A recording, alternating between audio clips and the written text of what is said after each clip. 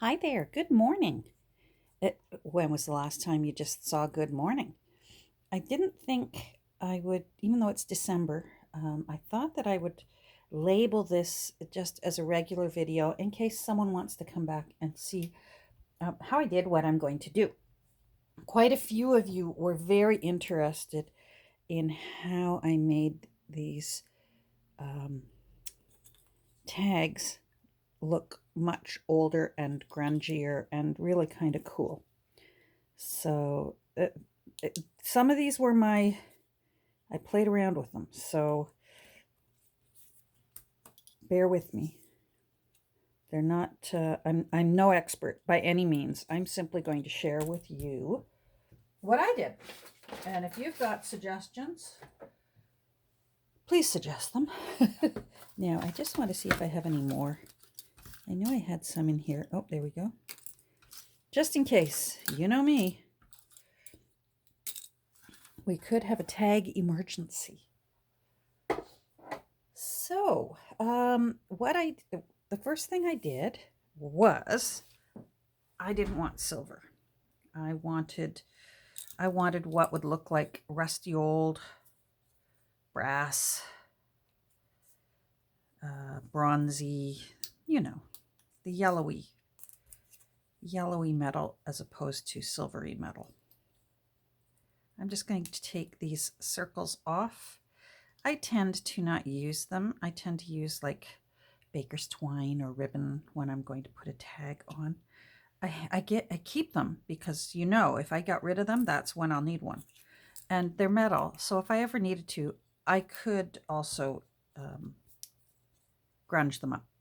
But I'll leave them silver for now because, again, if I made them all grungy, that would be the time that I want a silver ring. So let's start with this one. So what I use is I have these, I was going to say Jim Henson. Oh, my goodness. I I was going to say Tim Hortons washi tape the other day, and now instead of Tim Holtz alcohol ink, I was going to say Jim Henson alcohol ink. Oh, it's early in the morning. Trust me, I've not had a martini yet. Anyhow, these ones came in a packet of 3. And I chose it on purpose because I hoped that at least one of them would be the color I want to make old yellowy looking metal. And these are ginger, latte, and caramel.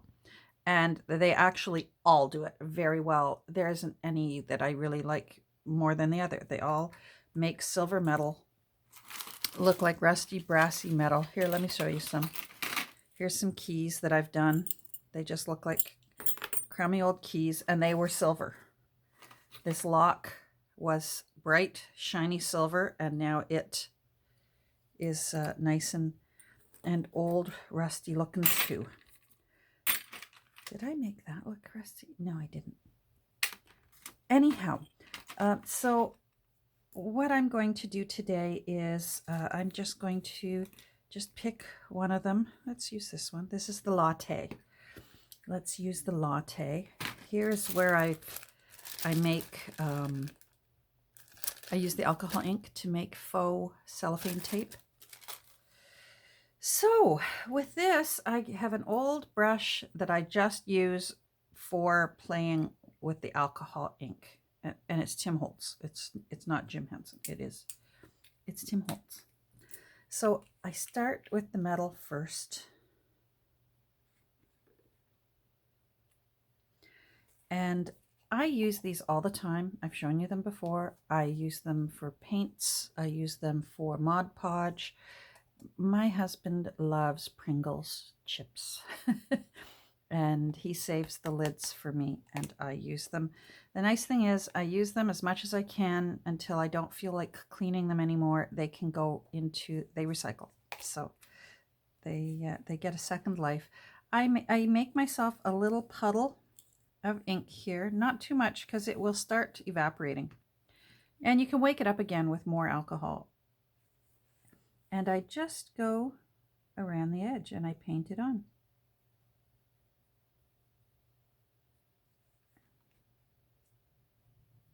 on the silver. And if you get any on the paper, don't worry, because it actually looks pretty cool on the paper as well. But I will be using Distress ink on the paper. Dries pretty quickly.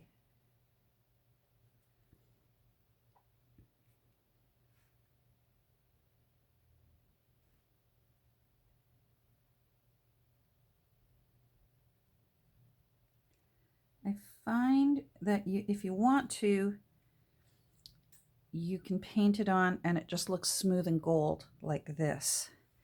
I like when it looks really mucky. Let me lift this up so I'll show you up close. So this looks quite, hold on, come on, come on. There we go. That's quite a smooth gold finish. I like this mucky look better. I want to put one of these tags in my Mrs. Cratchit book. So, you know, I want to imagine that this is maybe 160 years old. Maybe it's survived that long. So you can always, this is just Dollar Tree alcohol. It'll wake it up and refresh so you don't lose all that good, yummy coloring. And then I'll just go over it again and leave puddles of it on the metal. But it will evaporate quite quickly over here. So don't let that scare you. Just wake it up again.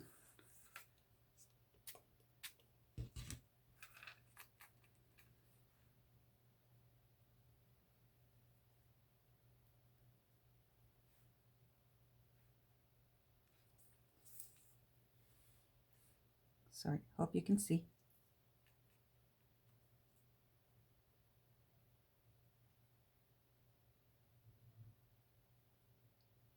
It tends to like to stay where I plop it on the metal. There, see, I like that better. It looks, I'm not sure whether it's brassy looking or whether it's rusty looking. Either one I like. There we go.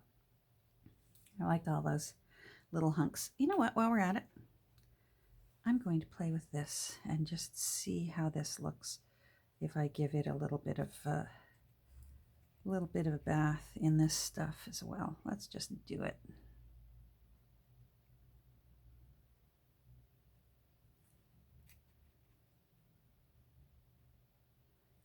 My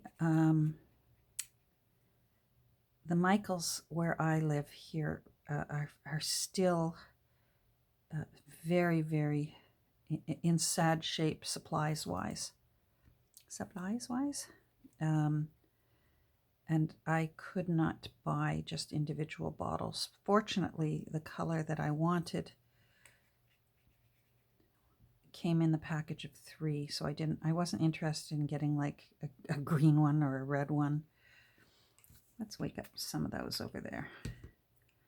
I don't even know what ones these are. I know that they were the 3 different colors, but I don't mind because I just want it to look old and yellowy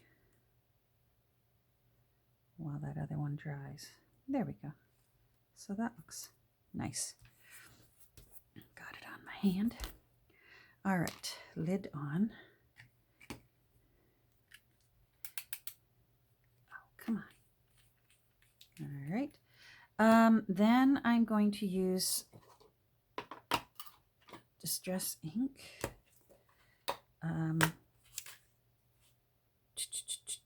Linen. Now I want to make sure this is dry. Yep. Just because I don't want to get any on my brush.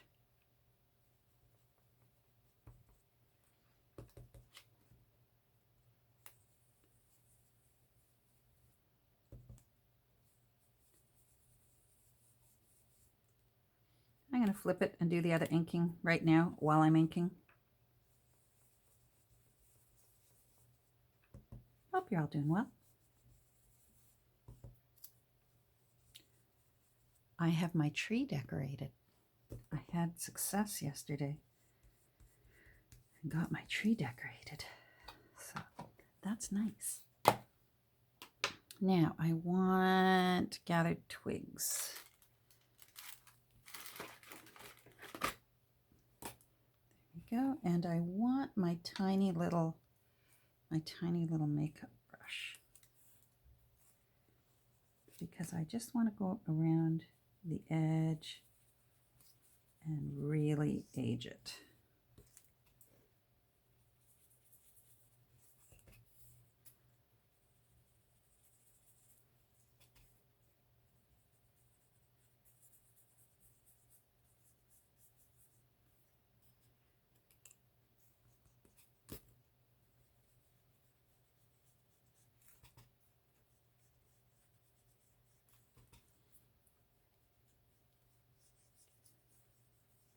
There we go.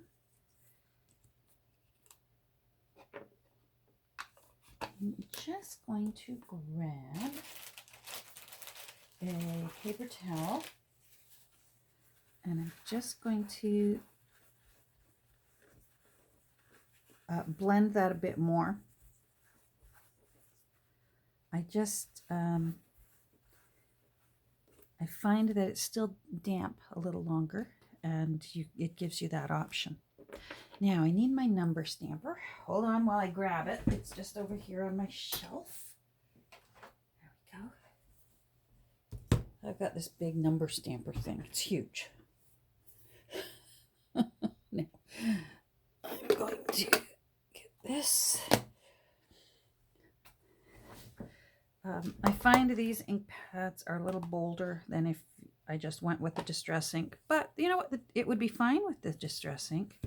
I think I'm going to try and do 3 numbers on here, and I just want them random. I don't want 25. So let's just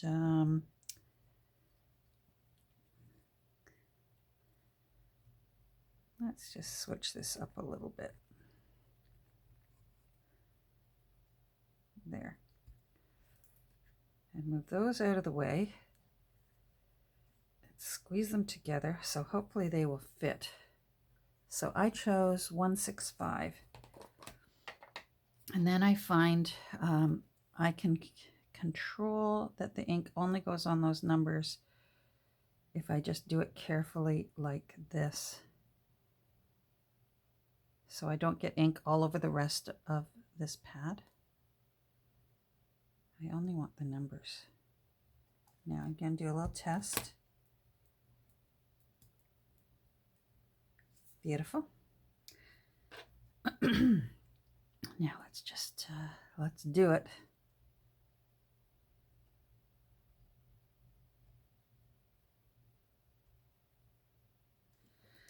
All right, so I'm going to stand up. And there it is. Let's see. Plop it down. I think I put it on upside down. Oh well, we'll see.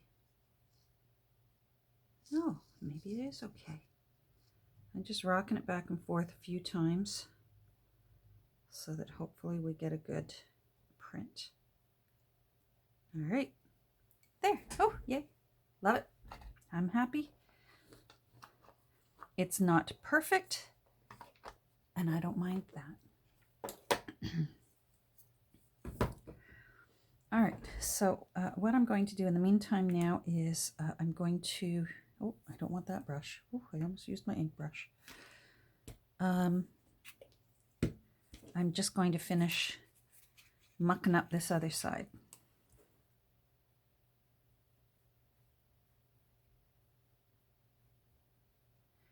And then I'm going to, the next step will be using glossy accents. So, and it takes a while to dry clear. It's going to look cloudy for a few hours.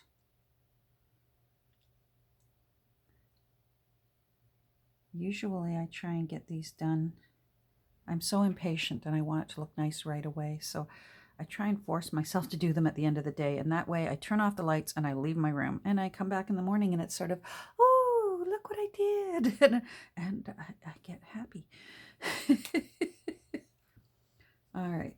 So with the glossy accents, because it takes so long to dry, I find that these tags can almost take 2 days because I like it nice and thick. I want it to look like a resin. So I find that I have to do one side, let it thoroughly dry, and then flip it over, and it'll take another day to do the other side. So I am not a glossy accents expert at all whatsoever. This is, for me, this glossy accents is just like my experimenting with gilding wax. I'm sort of figuring this out as I go along.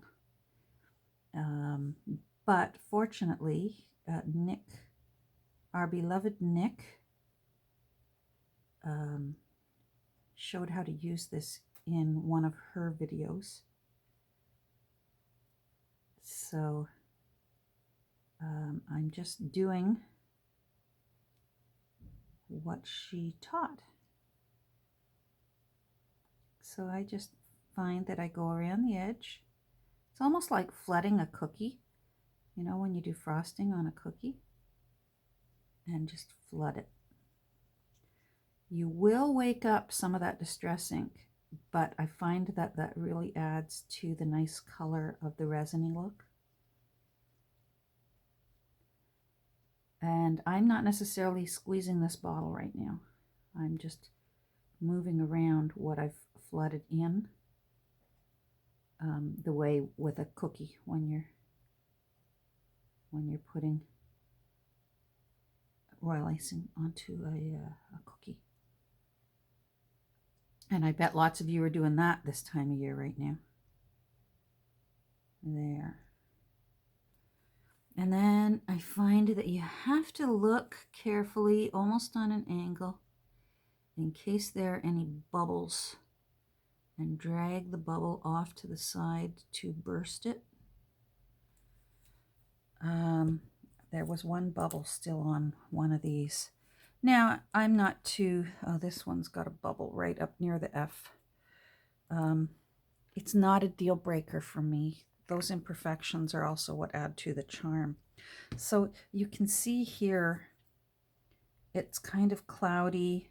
The colors haven't emerged yet. I forget which one. I think it was this one.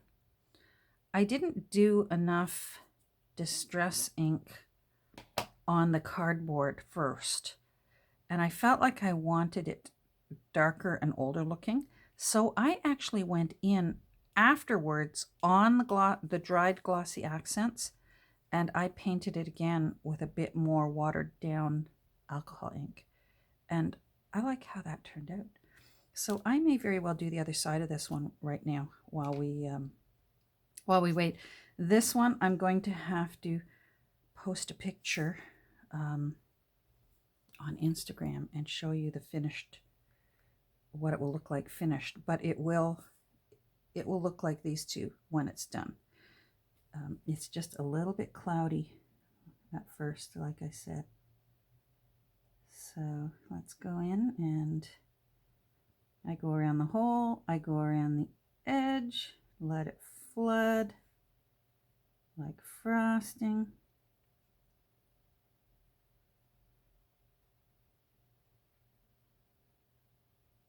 I don't use this stuff nearly enough, and it's really cool.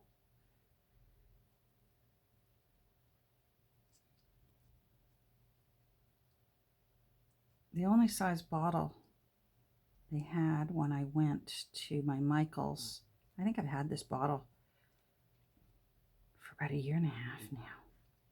They only had this big one. Apparently it comes in a smaller bottle. The smaller bottle might have been fine, but now that we're in, you know, COVID and lack of supplies days, I'm glad I got the big bottle now. So if I decide to go on a glossy accents rampage, I will be well stocked and ready to go. There we go. So that looks really cute. But this, especially because I'm flooding it very thick, I want it dimensional. It will take hours to dry. which is why I actually have it on. This is cardstock. And when I sign off here, I'll be able to lift this up, move it somewhere, and get on with my day. So see how it's cloudy looking? But it will dry. It'll dry nice and clear and aged looking, and it'll just look like old resin, which is really cool. So there you go. That's how I did it. So you would need glossy accents. You would need some sort of brownish, coppery, latte, gingery color of alcohol ink. And then of course your good old distress inks and stamps, or I could see you doing writing on it, handwriting to put a price tag or something, or who knows. Isn't it cool? I think I'm going to end up needing more. I still see a lot of silver metal on this side, but I can do that afterwards as well. Now this turned out cool. Let me hold that up. Oh, make sure it's not. That's kind of rustier looking now, rather than just pure silver. I might go over it a bit more. There we go. So there we go. That's it. That's how I did it. Easy peasy, apple squeezy. And yeah, so thanks for joining me. Short and sweet today. Have a great rest of your day. I'm getting back to work on Mrs. Cratchit. And I also have a lot of housework to do this week. We have company coming on the weekend, and I've decided I want to make sure I get a little bit done every day so that it's not overwhelming on the day before. So I'm off. Take care, and we will talk soon. Bye.